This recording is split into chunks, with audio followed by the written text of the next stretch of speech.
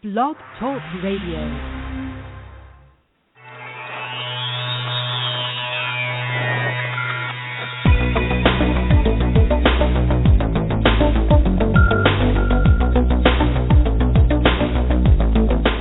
Across the country and around the world, streaming live on the internet, it's Real Estate Coaching Radio, bringing you the latest news, interviews, and secrets of the top producers. Hosted by award-winning real estate coaches, Tim and Julie Harris.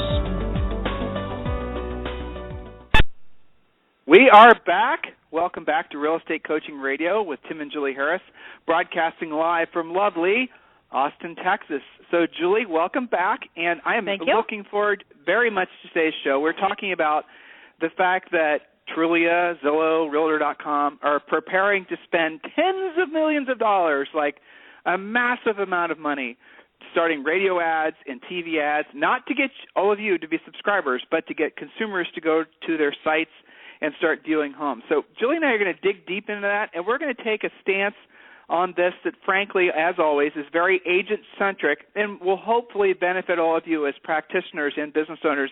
And, I think it's going to be illuminating and probably a little controversial. We always like to take the stance in everything we do, coaching, presenting, this radio show, Real Estate Insider News, everything we do, the blog, that really we are always going to provide the best information for the agent. Agent-centric is what our coaching business is all about, which means we put you first, not the industry, sorry, not your broker, sorry, not the national real estate brands, not doing that. Nothing is going to come before what's in the best interest of the agent. So with that in mind, Julie, before we get to today's topic, any interesting stories you want to briefly share with us so we can get to today's meat? Sure. Well, briefly, kind of a mindset check for some people. I just had a call with Cheryl in Edina, Minnesota, a really great little market up there. We've always had very strong agents from that part of the country. And we were talking about the aha moment when you realize that the whole, idea of life balance gets better when you have more income. And we were talking about how many things are not done in certain agents' lives because they can't afford to, right? So a lot of people stall out and they work on the life balance idea before they work on their income, which in my opinion as a coach is kind of the wrong way around. So coming to that aha moment, that light bulb going off that, hey, when I have more income, I can do more stuff, provide more for my family, and have a better life, really lead with revenue, takes care of a whole lot of the other issues that people have. So that's my brief foray into a little mindset check. Well, life balance is unattainable. Oh, my God. Did you hear that? Well, that's Coach shocking. just said? Yeah. That's shock. Tim, how could you fly in the face of the gazillions of books that have been written brief. in I gave you the brief version. But, yes, I agree. I know exactly. Oh, my God. They're saying, yes, life balance is unobtainable. Yeah. It doesn't happen with anybody. You're never in balance. Accept it. Stop trying. Yeah, but I'll tell you one thing for sure that'll screw up all your other areas of balance is if you don't have any money back. Exactly. Okay? You're not going to feel balanced in your family or balanced spiritually or balanced educationally or balanced in all the other things that are important in life that we all have to, that's all important that makes for a well-rounded and well-lived life. None of those things are going to matter if you don't have the way to pay for it. All those things take money. And the more money you have, generally speaking, the better quality of a life you're going to have. Oh, Tim, you can't say that nowadays. I just did. If you got an issue with it, call in and argue with us. Send us an email, questions at realestatecoachingradio.com. So, Julie, I love that topic because it's oh so true, and especially now that I see all the little, I don't like to sound negative, but all the people that normally go on their, tours around the country talking to the same brokers as they do every single year, speaking to their agents, and one of the things they all like to try to peddle to you guys is the concept that you can obtain life balance if somehow you sign up with their coaching program or you buy their product. That's an easy thing to sell now, isn't it? Who doesn't want that? Because if they can convince you that you want it, what if your life was so perfect that you had your family and your business and all these things were just in perfect balance? Everybody wants that. Everyone's going to write a check for that, but it's a myth. It's just not true. The fact is that if you're working on, for example, your finances and you're trying to build a stronger financial future for you and your family, there's going to be other things that are going to not be in balance. That's just the way it goes. If you decide that you're going to focus more on, say, for example, your physical body, you're going to lose weight, you're going to get in shape, you're going to be spending more time in the gym, you're going to be putting more effort to that, chances are, because you're focusing on that, other aspects of your life are going to suffer. Balance is a myth. Getting stressed out about your lack of balance is really, frankly, it's insane, because you can't be in balance. Accept the fact that you can't be in balance. That's life. It's part of the challenge we all have. Frankly, it can create a lot of fun if you just accept that's the way it is. I think the only time you're truly in balance is actually there's no time you're truly in balance. Not as long as you're looking at the green side of the grass. That's the answer. Mm-hmm. Yeah, exactly. All right. So, Julie, we're going to talk today about really what's going on with the big syndicators, the big, Trulia, Zillow. But before we do, I'm going to give them a quick commercial break so they can know how to contact us, because I'd love to continue the conversation about the syndicators offline at questions@realestatecoachingradio.com. But here's the call-in information.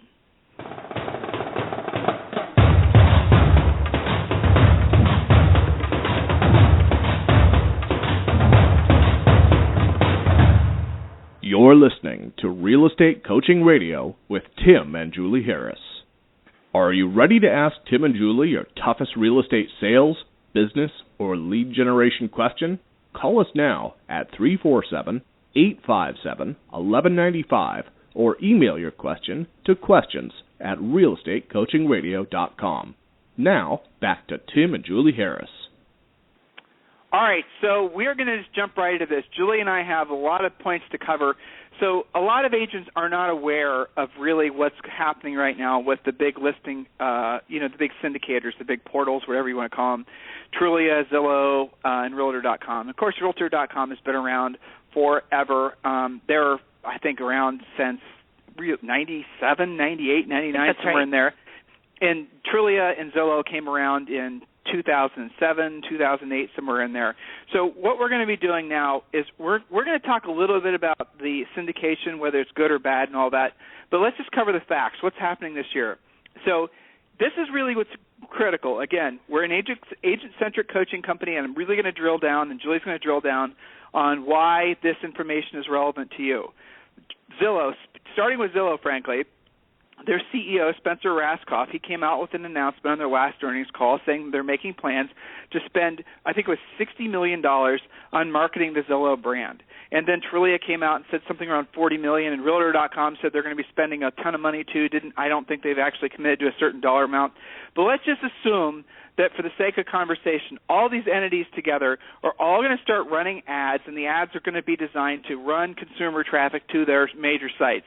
So if you have a website, if you're a broker who has a website, these big syndicators now are going to be competing for web search traffic.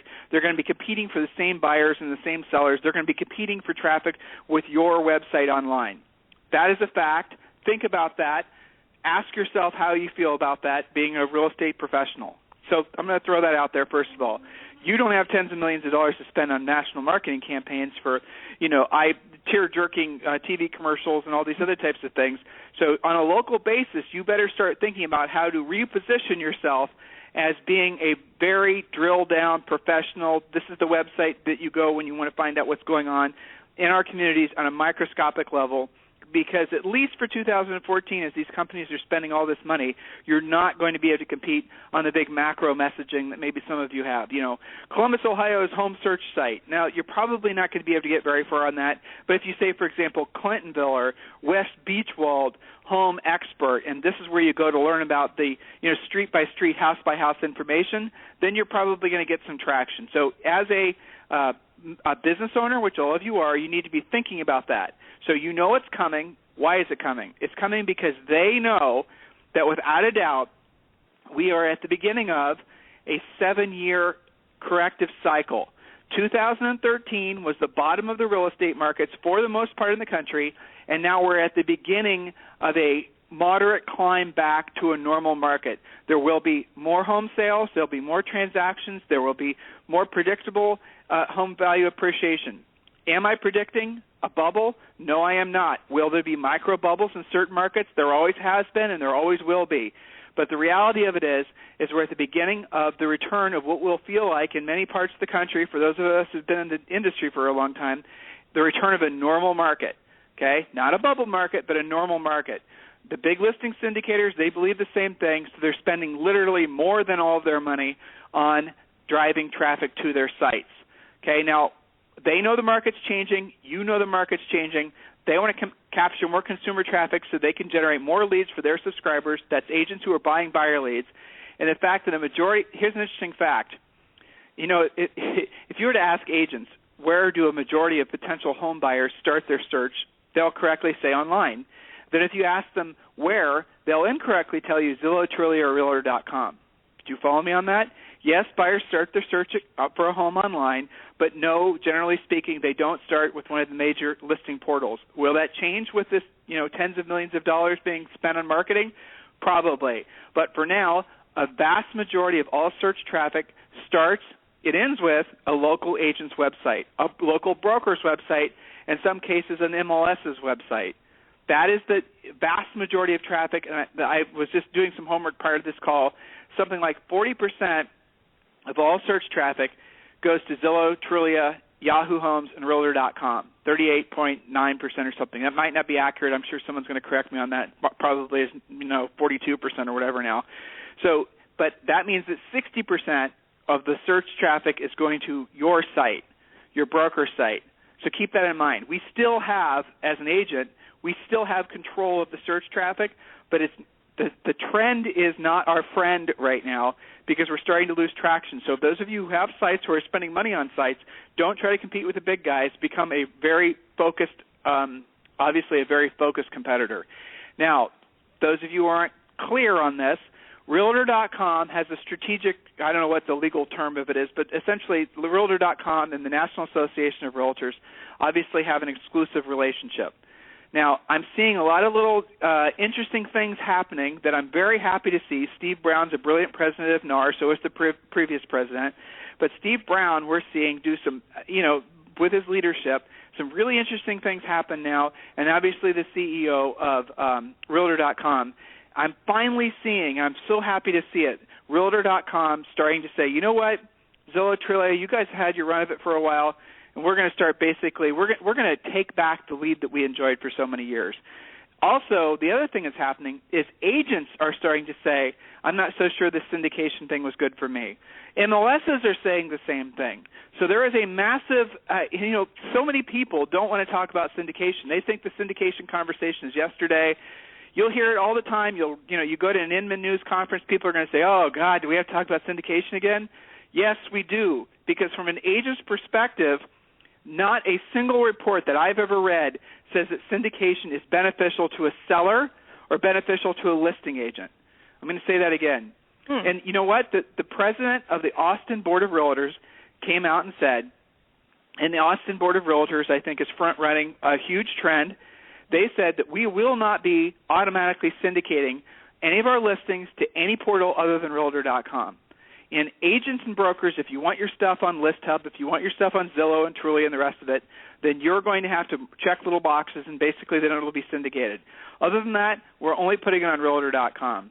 Because the Austin Board of Realtors, and I'm not quoting them, but this is the gist of it, they said that we have never come across information that would lead us to believe that more exposure online is a benefit at all to a seller. It does not increase the value of the home, having it being advertised on more than one site.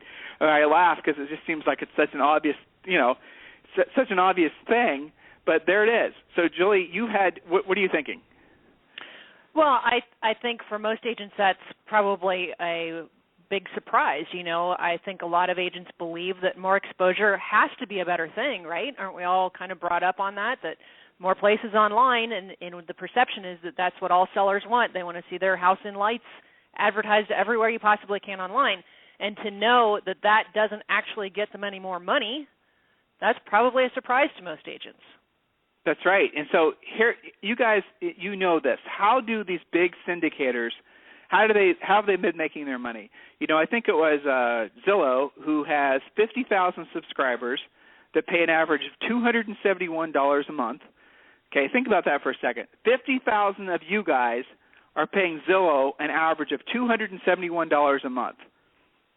Just take a second to think about that.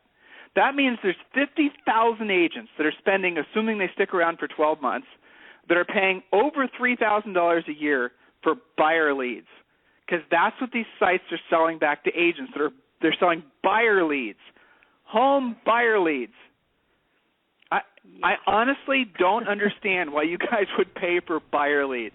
The only reason you would is because you don't know how to list houses. That's it, right? That is the only reason. Well, exactly. So if you knew how to list houses, if you had 5 listings and you marketed them correctly, right, using 800 Home Hotline and other services like that, if you did what we asked you to do as your coach, you would never have to buy a buyer lead, as in never, ever, ever. So think about that for a second. Julie, when you come across a coaching client who's considering buying buyer leads, I mean, what's their logic behind that? I don't think most agents have logic behind that, except that it seems like an easy thing to do, to just give a credit card number, write a check, what have you, and then have some leads show up, right? They're not thinking about, number one, the quality of leads, the number of leads, any kind of lead follow-up system. I think there's several levels to this. One is, why would you do that when you can start with what we teach all of our basic clients, which is how to do a actual successful open house, even if it's not your listing, just to get their feet wet on generating buyer leads for free. I mean, you and I believe in free or cheap. Why would you ever pay for anything in real estate if you can do something more efficient, free, and better? That's just running a good business, leading with revenue. So do they have a particular plan? I think really most agents haven't thought it out why they would do something like that. But ultimately it's because they're a weak listing agent or not a listing agent at all.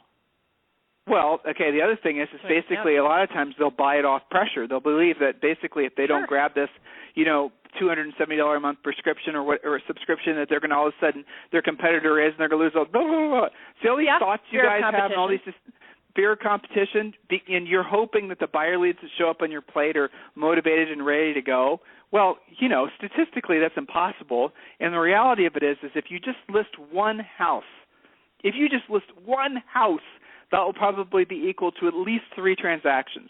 The house selling, okay, your transactions, not co-op transactions, that seller buying something, or if they're relocating, you most assuredly will have at least 2 buyer transactions off that house, buyers calling on the listing and you selling them something else that the house you had for sale wasn't a good match. So for all of you out there who think that you have to have, hundreds of dollars being spent per month on generating buyer traffic, I have to believe that what Julie just said was true. You just frankly don't know your options. You think that's what you have to do. Agents that are getting into the business are especially susceptible to this because you have no direction. And you think your answer is just to slap your credit card down at every turn of the road, taking advantage of every silver bullet that's being offered to you. Think about that for a second, guys. How much money are you spending right now in your business on things that you cannot quantifiably, as in without a doubt, know it created a closed transaction? How much money is being spent right now amongst agents nationwide on things that just don't work? Billions, perhaps? I mean, it's a huge number. So here's the headwinds, and here's what's going to happen. And this. You guys can hold me accountable and Julie accountable to what we're about to say.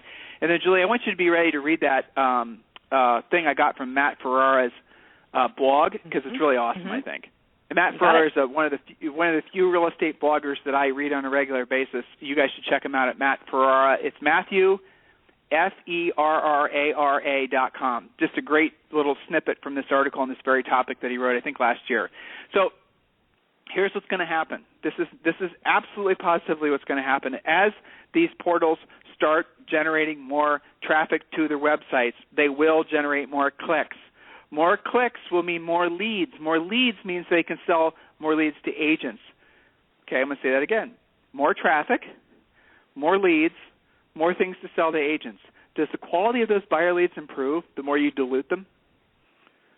Does the quality of the buyer leads improve the more you dilute them? The more leads, does that mean more quality leads? I can't see how it would. So when there's all these different, what makes you think that buyer lead you're buying from whatever company isn't then hopping on one of the other portals, also filling out a form to get information on the same house? So now that one buyer lead is now being essentially solicited by 2, 3, however many other agents who are all trying to provide helpful information on this listing agent's house. Right, which, by the way, you're paying to get. You're paying for that lead. Exactly. So the more lead traffic that these sites generate and then resell back to you guys, the less effective and less quality those leads will be. That will play out over the next 12 months, maybe 18 months, but that is what's going to happen. So the number of agents who can afford to buy buyer leads, that's also going to start to decrease.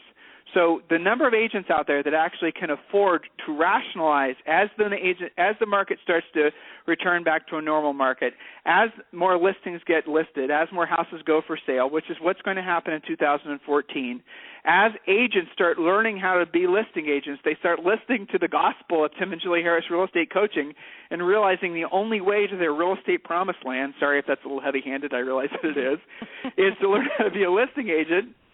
Someone's going to quote me for that, Julie, and not realize and not put in parentheses. They're going to take it out of context. I know, but it's going to be funny when we read it. It will. Tim and Julie think they're somehow preachers. Okay, well, in any event, so the moral of the story is that there's going to be fewer agents that can afford to buy the buyer leads and who want to buy the buyer leads because they'll be learning how to generate their own. And I've got a long other list. I mean, buyer lead is buying buyer leads a trend? Absolutely. Buying buyer leads is a trend. It's like personal branding, which is now starting to make a comeback. It's like all these types of things that agents do. They try it out for a while. Usually these trends last 10 years. You know, big teams, there's a trend that started arguably in the early 90s. You know, big teams with armies of buyers agents. That's a trend. You know, big ego marketing that we saw about the same time as the big teams were kicking in. That's a trend. You know, they have some validity to them.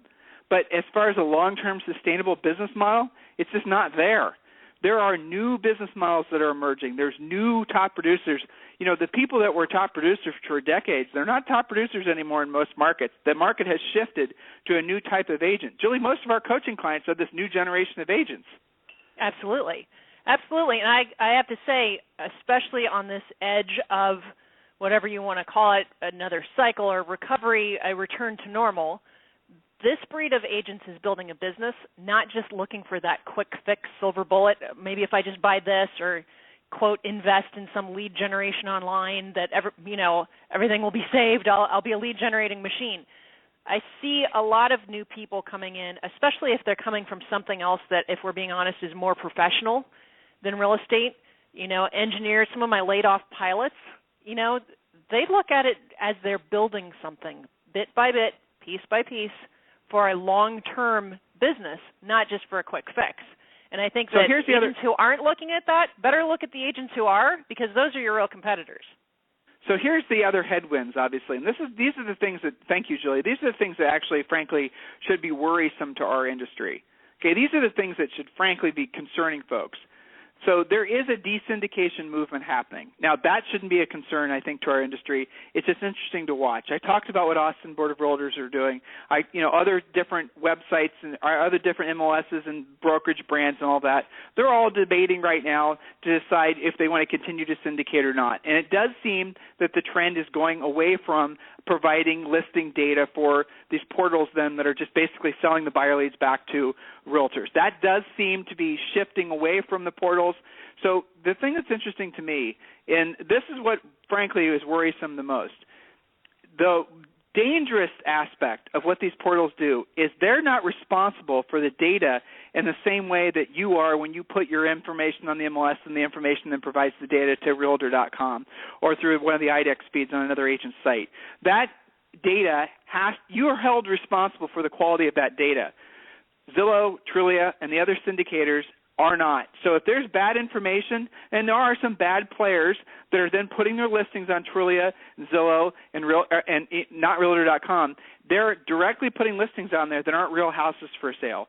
Or, as sometimes happens, though the portals have gotten much better on this, they're leaving old listings up for far too long. The information isn't accurate. Now, the reason it's bothersome and worrisome is because that doesn't necessarily reflect poorly on Zillow and Trulia. It reflects poorly on our industry because the consumer thinks it's the realtors that are providing the garbage information, not the portals that are providing it. Yeah. No, they don't Zillow screwed that up or Trulia screwed that up. They'll go, what kind of moron agent puts that kind of crappy information on there? Exactly. It's data scrapers. It's all these types of things. So there is a awakening. These companies came into play mostly when our industry is on its knees from the busting of the real estate bubble. But as the real estate industry is regaining its confidence, and we're up on one leg, soon to be up on two. I think finally, with the leadership of Steve Brown, we are definitely going to start seeing the MLSs and Realtor.com regain control of what is our most valuable asset, which is not just agents but also the listing information. I'm not saying we should have some sort of monopoly, of course not. But what I am saying is ultimately that seller is signing a contract with you, not Zillow or Trulia. It's your job to sell the house, and we know now that enough time has passed that over-syndication does not affect positively the seller's result. There's a fact for you according to the Austin Board of Realtors. So, Julie, read that snippet from Matthew Ferrara. Sure, you got it. So, again, this you can also check out at MatthewFerrara.com. And what he's talking about is to realize the game isn't about finding buyers, but it's capturing sellers. That's, the number one theme of today's call for lots of reasons. Investors, artificially low interest rates, strangling foreclosure laws. Everybody's facing, and I know you guys get this because I hear it every day, inventory shortage in housing inventory shortage in housing again. Builders are building new homes at record paces again in major metros across the country. Bidding wars are back. Housing prices are rising. Call it a bubble, but it's here and it exists. So your marketing plan had better deal with it for the foreseeable future. That's what Matthew Ferrara says. Tim, should I continue? Yeah, go ahead. All right. That means temporarily putting aside the usual how do we compete against the portals strategy and instead designing a strategy to encourage consumers to bring their homes into the marketplace, to move up, move down, or relocate, to encourage sellers whose balances have just slightly bobbed above water to take even for a price and move on with their lives. So less concerned about getting Generation Y to move out of the basement and more concerned about bringing properly sized and priced inventory to attract them out into the market. Besides, without inventory, what are you going to put into Zillow and Trulia anyway? Your competitors' inventory? No, you probably won't co-broke your way to financial success. You need listings. So, Tim? Yeah, listings. Kind of what we've been saying. And everybody's always said since the beginning of time you have to list to last, maybe for different reasons, but that absolutely is the truth. So it's a matter of embracing that. I think he said it actually quite brilliantly and succinctly. He's, clearly we're on the same page as he is. And guys, that's really where the brightest minds in this industry are focused. And that's where you should be focused. Learn how to be a listing agent. Learn how to be a listing agent. It's not that hard, guys. It's not that difficult. By the way, I'm going to say this opposed to running the commercial. For all of you who have not yet done so, go to freecoachingcallsforagents.com. freecoachingcallsforagents.com. freecoachingcallsforagents.com. All of our coaches, Julie and myself included, are in rotation to request a free coaching call. And literally what you can do is you fill out little quick 5 questions. How long have you been in real estate? How many houses did you sell? That sort of thing. And then you are scheduled directly with one of our coaches or possibly even Julie or myself. And in doing so, we're going to help you basically get your head screwed on straight to make the most of this market and position you for what I believe will be a 7-year continual upturn in the real estate market. So request your free coaching call at freecoachingcallsforagents.com. And as always, we do give preference to existing students or those of you who are ready to become students. So make sure you're only requesting a free coaching call if you're actually serious about this industry. Guys, this is the most brilliant industry, business that you could possibly be involved in. You have a direct access to having a profound impact on other people's lives by helping them with what in many cases is their biggest financial decision. That is an honor. In addition to that, the wonderful thing about it, from your perspective, is that there is no financial limitation to how much money you can make. There is no ceiling to how much money you can make. It's directly related to, frankly, what you know and how you apply that knowledge. That is the brilliant thing about this business. There aren't too many other businesses that still exist in this, sort of internet-dominated world that operate like that. It really, really is a brilliant business, and all of you guys should embrace the fact that you had made the right decision to be realtors. Now, get your head screwed on straight. Request a free coaching call, freecoachingcallsforagents.com, and Julie and I will speak with you on tomorrow's radio show and have a brilliant rest of your day.